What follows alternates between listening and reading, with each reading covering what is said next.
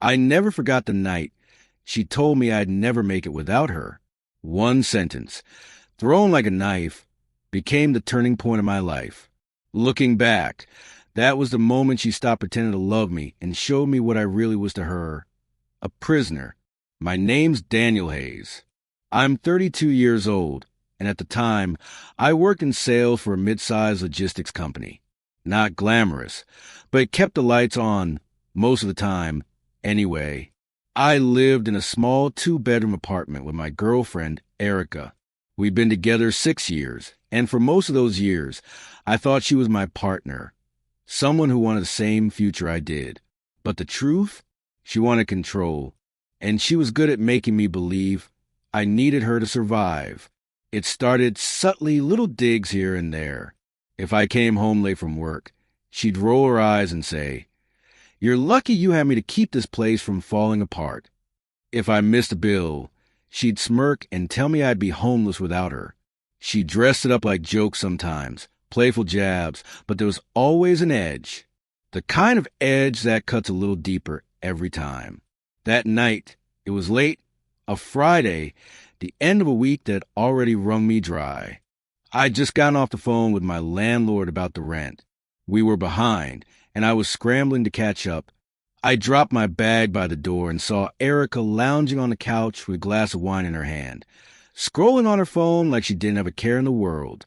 I told her about the landlord, about how I needed to pick up overtime, maybe sell a few things just to make ends meet. She looked at me, tilted her head, and smiled, this sharp, amused smile that didn't belong in a conversation about barely keeping a roof over our heads. Then she said it. "You'll never make it without me. You know that, right?" She didn't raise her voice. She didn't scream. She just said it like it was a fact. Then she tossed her glass onto the counter, the wine sloshing onto the tile, and walked past me like the conversation was over. I stood there frozen, her words echoing in my head. For years, I thought her snide comments were just bad habits, little bursts of frustration. But in that moment, I saw it for what it was, deliberate. She wasn't just venting. She was reminding me that in her mind, she owned me.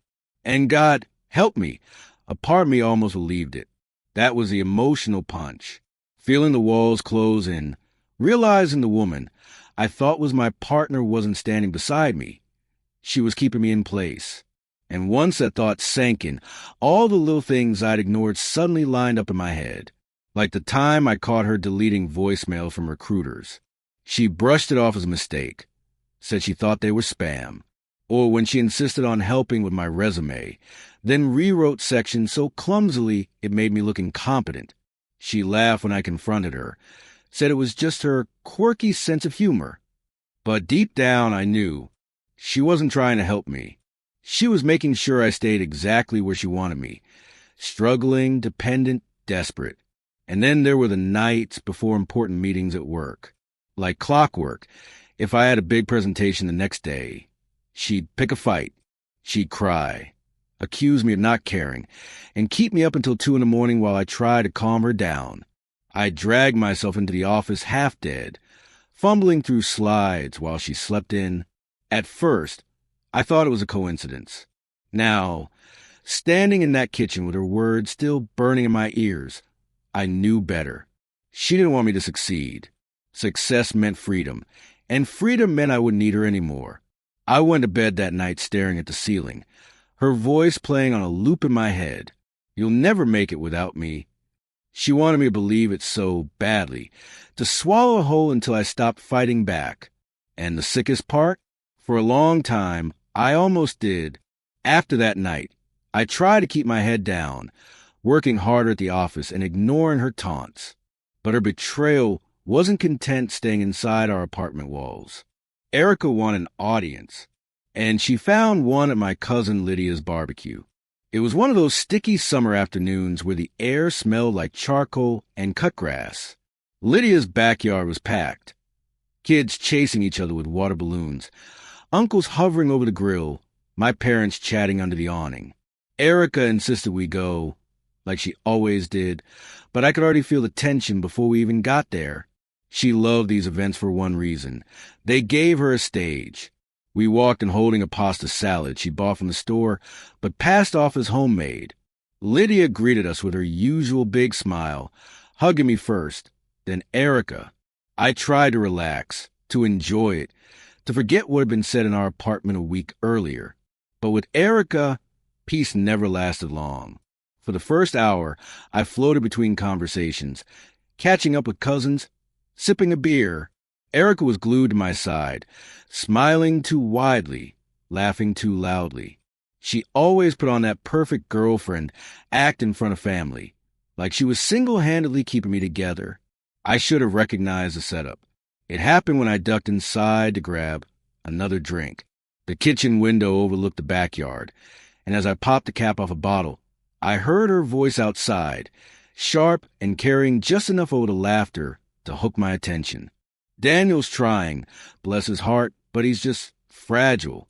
Responsibility really weighs on him. I worry sometimes if life throws anything heavier, he'll. I froze. My hand tightened on the bottle until it nearly slipped. I edged closer to the window and peeked through the curtain. Erica stood there with my two aunts, their faces drawn tight with polite smiles. She wasn't screaming, wasn't dramatic. She said it softly, like a confession, like she was being honest out of love. I didn't catch every word, but I caught enough. Words like fragile and unstable. Little sighs, like she was carrying the burden of holding me together. And my aunts, women who'd known me since I was a kid, nodded sympathetically, like they were buying every damn word. When I stepped back outside, they turned toward me, their smiles strained. Pity flickered in their eyes. That was a dagger. I didn't need to know exactly what she'd said. I saw it on their faces. They didn't see me as Daniel, the cousin who worked hard, who'd always try to stand on his own 2 feet. They saw me as Erica's project. The rest of the afternoon dragged. Every time I joined a conversation, I caught these little pauses, these side glances, like people were recalibrating how to talk to me, like they were weighing whether I could handle normal conversation without collapsing. My father, usually the quiet type, pulled me aside and asked if I was managing okay. Managing? I wanted to laugh in his face, but I couldn't, because deep down, I knew where it came from. Erica stuck to me like glue, wrapping her arm through mine, acting the doting girlfriend. If anyone saw cracks, she wanted them to think she was the one holding me together. She kissed my cheek in front of my parents, whispered loud enough for them to hear, "I'm so proud of you." It wasn't affection. It was a performance. On the drive home, I clenched the steering wheel so hard my knuckles went white. She hummed along to the radio like nothing happened. Finally, I asked, "What did you say to my aunts?" She tilted her head, all innocence. "Oh, just that you've been stressed lately. Everyone gets stressed. Why did they say something?"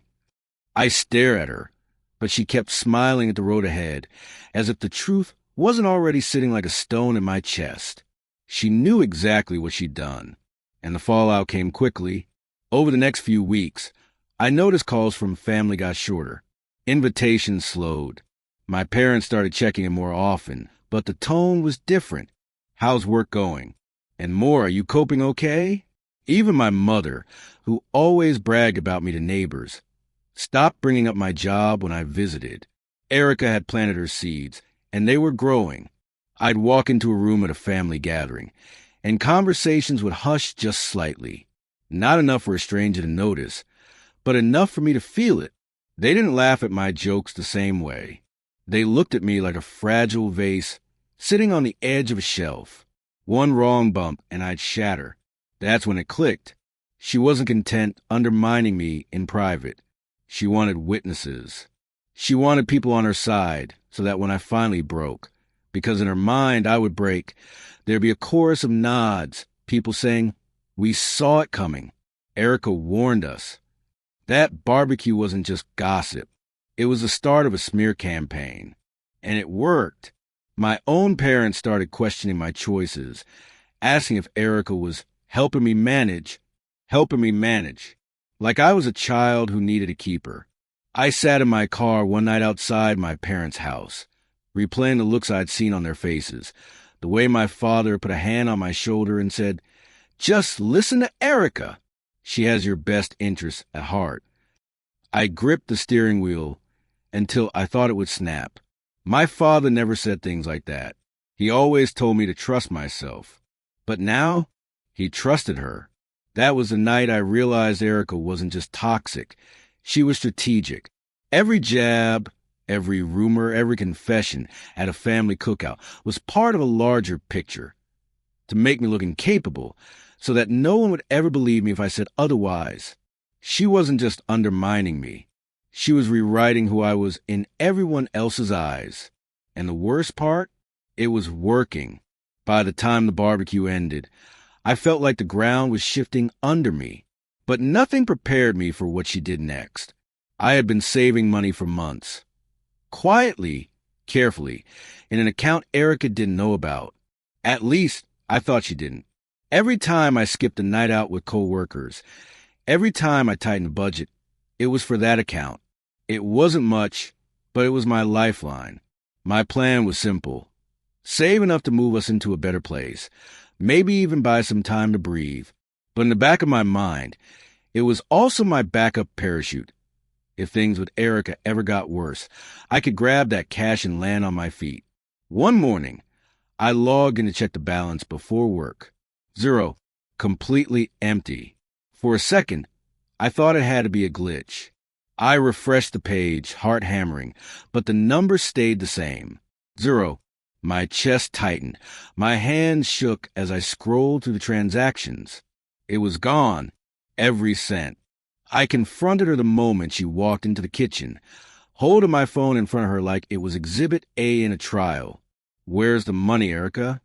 She barely blinked, just poured herself coffee and said, "Relax. I invested it." I stared at her. Invested it? In what? In my friend's boutique. It's about to open, and I thought, why let your money sit there when it could grow? She leaned against the counter, sipping her coffee with that smug little smirk she wore whenever she thought she'd checkmated me. Something in me snapped. "You stole from me." "Stole." She laughed, shaking her head. "Daniel, don't be dramatic. We're a team. Your money is my money. My money is yours. That's how couples work." I just redirected it somewhere smarter. I didn't even need to dig far to find out her story was a lie. The friend's boutique didn't exist. I checked business registries, called around, even searched the damn address she gave me. Nothing. No lease, no business plan, not even showed a storefront. When I pressed her, she didn't flinch. She just shrugged and said, "Guess it fell through. But hey, it's not like you would have used that money right. You need me to handle those kinds of things." That was the knife between my ribs. The moment I understood this wasn't about mistakes or poor judgment, it was deliberate. She had taken my parachute and cut the strings.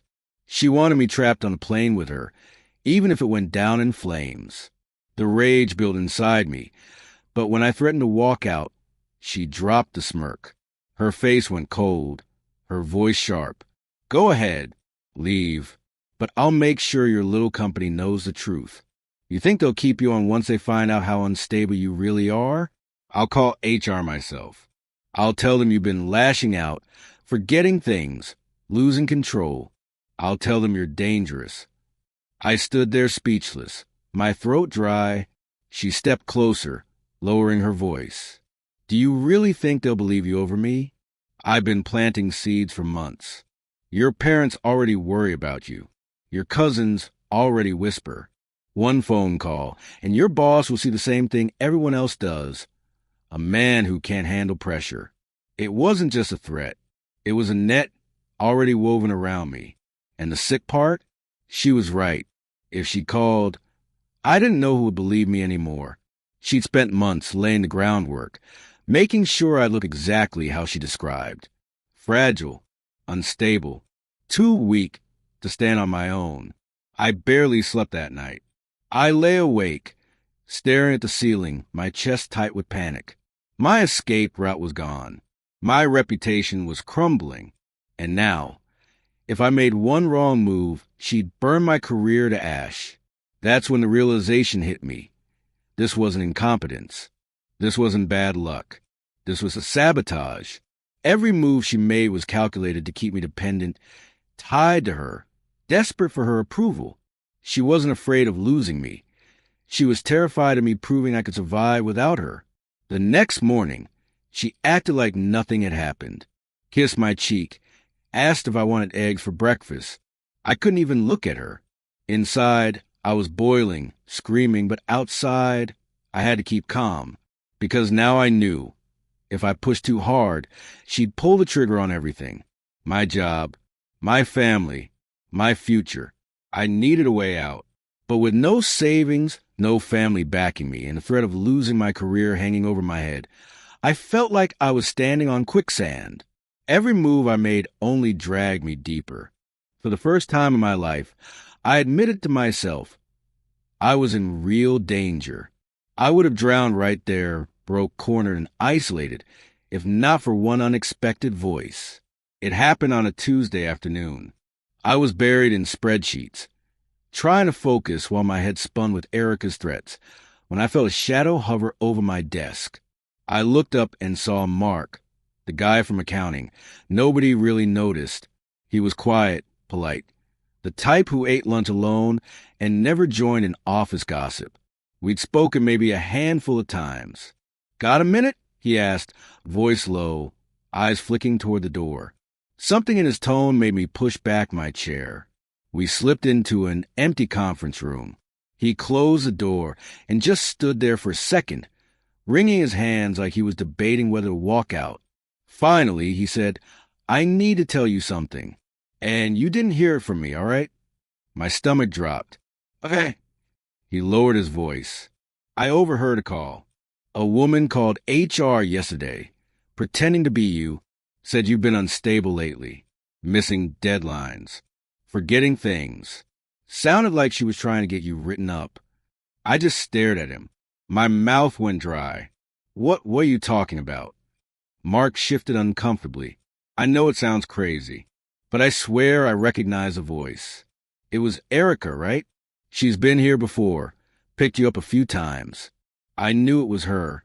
For a second, the room tilted. Everything Erica had threatened to do, all the poison she'd been planting, suddenly felt real, tangible. She wasn't bluffing. She'd already pulled the trigger. "I couldn't just sit on it," Mark went on, reaching into his pocket. He pulled out his phone, scrolled, then hit play. And there it was. Erica's voice, calm and confident, pretending to be me. "I'm worried about how I've been performing," she said, putting on this pathetic act. Deadlines slipped through my fingers. "I just don't know if I can handle the stress anymore." It was like listening to my own reputation burn in real time. Mark paused the recording. "I shouldn't have it. HR doesn't know I recorded it. But I figured if someone's out to wreck your career, you deserve to know." I had to grip the edge of the table to steady myself. For weeks, I'd been spiraling, wondering if I was paranoid, if I was imagining the worst. And now, right there in my coworker's trembling hands, was proof. Solid, undeniable proof. I didn't know whether to cry or punch a hole through the wall. "Why are you helping me?" I asked, my voice barely above a whisper. Mark looked down, then shrugged. "I don't like bullies. And I've seen the way she talks to you when she's here. You don't deserve that." That was it. No grand speech, no dramatic reveal. Just quiet decency from the last person I expected. I slipped the phone into my pocket, my heart pounding. For the first time, I wasn't completely powerless. I had evidence, something to fight back with. But the relief came tangled with fear. Because if Erica was willing to call my job and impersonate me, what else was she capable of? If I moved too fast, if she realized I had proof, she'd go nuclear. I could already hear her voice in my head. "One phone call, Daniel, that's all it takes to end you." Now I knew she wasn't bluffing. But I also knew I finally had a weapon of my own. As I walked back to my desk, the office buzzed around me like nothing had happened. Phones ringing, keyboards clicking, people laughing by the water cooler.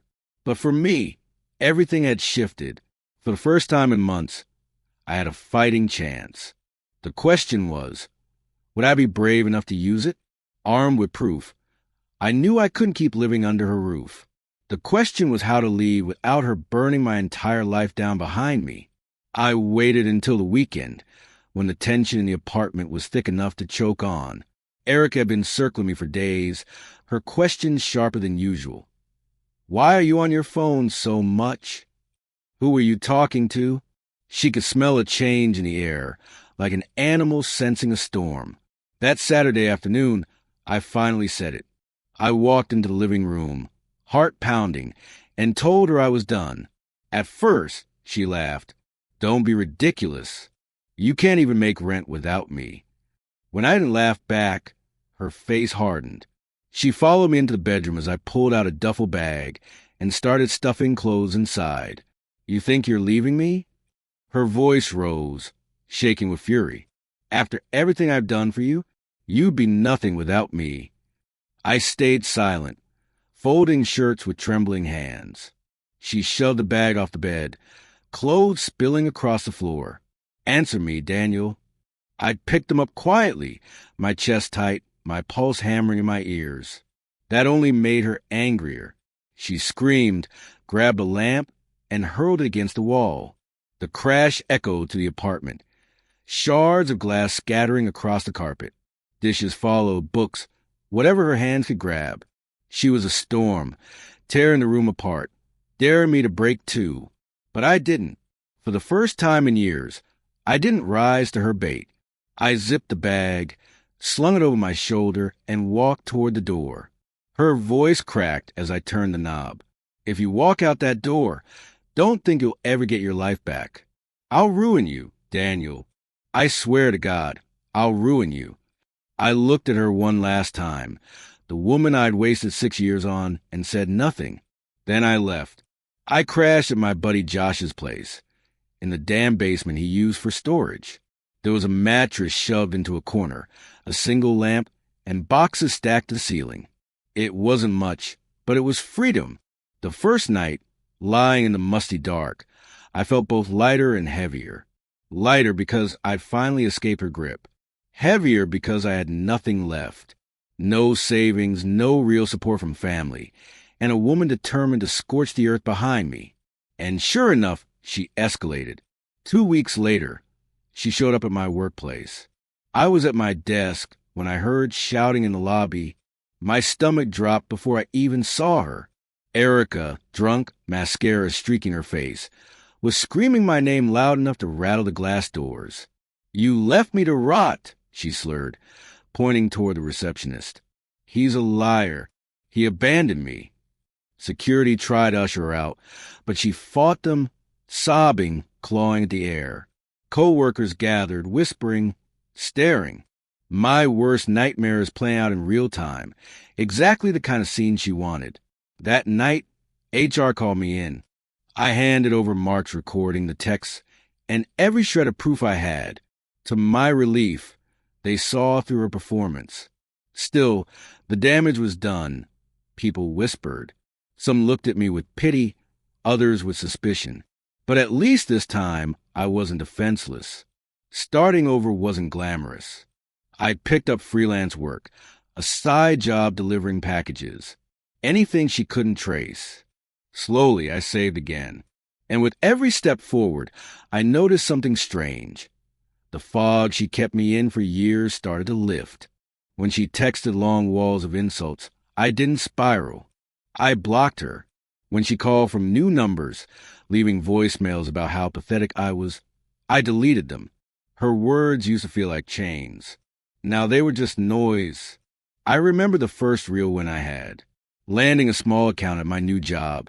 Nothing huge, just a local client who appreciated how hard I worked. I left that meeting buzzing, walking out into the sunlight with a smile I hadn't felt in years. For the first time, I thought, I can do this. I really can. It wasn't overnight. It wasn't clean. There were days I still felt like I was drowning. But step by step, I built something Erica couldn't touch. My own paycheck. My own place in the world. My own proof that I wasn't the fragile mess she'd sold me as. And the more I rebuilt, the more clearly I saw her for what she was. Every tantrum, every sabotage, every whispered rumor, they weren't truths about me. There were fears about her. She couldn't stand the idea that I might outgrow her, that I might prove her wrong. Well, I was proving it. One paycheck, one client, one night in that damp basement at a time. I thought moving out would be the end, but Erica wasn't done. She came for me again, and this time I made sure everyone saw who she really was. It started with whispers. A co-worker pulled me aside one morning, brows furrowed. "Hey, Erica's been talking. Said you stole money from her. Said that's why you left." The words hit me like a slap. I laughed it off in the moment, but inside I was boiling. She wasn't satisfied with trashing me at family barbecues anymore. Now she was painting me as a thief, a man who drained her dry and abandoned her. And people were listening. My own parents called that week, voices heavy with concern. "Daniel, Erica says you took everything, that you left her with nothing." My father's tone was guarded, my mother's voice softer, but the subtext was clear. "Did you really?" It didn't matter how calm I was on the phone. They'd already seen me through her lens for months, and that was the breaking point. I couldn't just defend myself anymore. I had to go on the offensive. Her next move nearly pushed me over the edge. She showed up at my new workplace, again, trying to force her way past reception. This time, though, she wasn't drunk. She was polished, composed, carrying a folder like she was presenting evidence. She told the receptionist she was there to report misconduct, claimed I'd been stealing company resources. But luck was finally on my side. Claire, the HR manager, had already seen the proof I'd given them before. Mark's recording, Erica's frantic texts. When Erica tried to pull her stunt, Claire escorted her out personally. Security threatened to call the police if she came back. That was the moment I realized she'd run out of rope, and I had enough in my hands to hang every lie she'd ever told. I spent nights compiling everything. Every venomous text she'd sent me. Screenshots of her admitting to draining my savings account. The bank records. And, of course, Mark's recording. Erica's voice pretending to be me trying to sabotage my job. When the stack was thick enough to crush a table, I marched it to HR again. This time, they didn't just nod sympathetically. They backed me. Claire told me flat out, "Daniel, you should take this to the police." So I did. I sat across from Officer Reeves at the station, my heart pounding as I laid it all out. He listened quietly, flipping to the binder, his brow furrowing deeper with every page. When he finished the recording, he looked up at me. "This isn't just harassment," he said. "This is fraud, identity theft. You've got a case." The charges were filed. The court date came quicker than I expected. Sitting in that stiff wooden chair, watching Erica walk in, was like standing at the edge of a cliff I've been shoved toward for years. She tried to play it cool, heels clicking, face painted in calm confidence. But the moment the evidence started rolling, her mask cracked. The texts were read aloud. Her exact words, dripping with venom. "You'll never survive without me. I'll make sure of it." The bank records came next. Proof that she'd siphoned every dollar I'd saved. Then Mark's recording, her voice pretending to be mine, telling HR I was falling apart. The courtroom was dead silent as it played, every syllable hanging in the air like a noose. And then came the best part. My family, my aunts, my parents, all the people she'd poisoned against me, sitting in the gallery, forced to hear the truth in her own voice. Every lie she'd whispered behind my back crumbled in public. Erica's calm cracked into fury. She interrupted twice, shouting that it wasn't true, that I'd manipulated everything. The judge shut her down each time, his patience thinning. By the time the verdict was read, she was shaking, pale, her hands clenched on the defense table. The ruling was clear restitution. She had to pay back the money she stole. And the fraud, harassment, and identity theft charges? They stuck. She walked out not just humiliated, but legally branded for what she was. I didn't smile in that moment. I didn't gloat.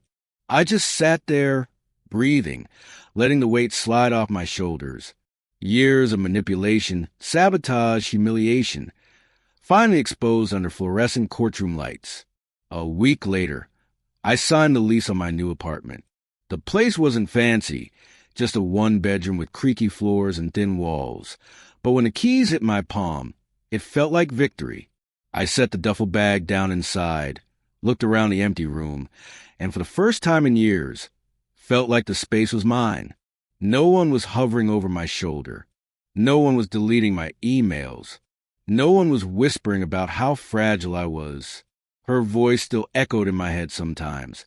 You'll never make it without me. But now, I had proof she was wrong.